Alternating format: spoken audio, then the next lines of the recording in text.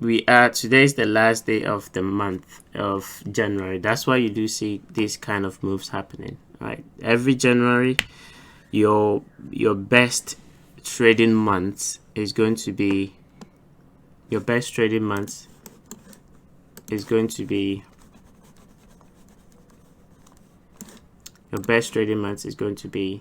February to May, and then September till November. January is up and down.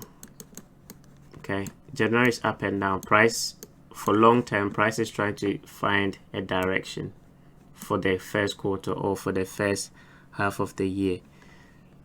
June, July, August, we have trended between February and May. So we will be trending between February and May. June, July, August. Sometimes June you will get away with it, but July, August will be a consolidation, because that's where investors would like to take some time off and look for, going on holidays or taking a break for half of the year, for the first 2 quarters of the year, right? And then once we come back in September, then they try to finish off their portfolio for the year. And then December will be similar to January. They are on holidays, so not a lot of investors would like to put their money in the market. Therefore, price is gonna go a lot of sideways.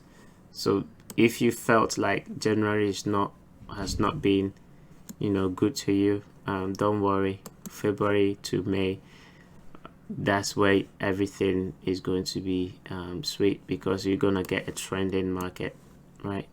And once you trend, it's easy to trade. Okay, once you get to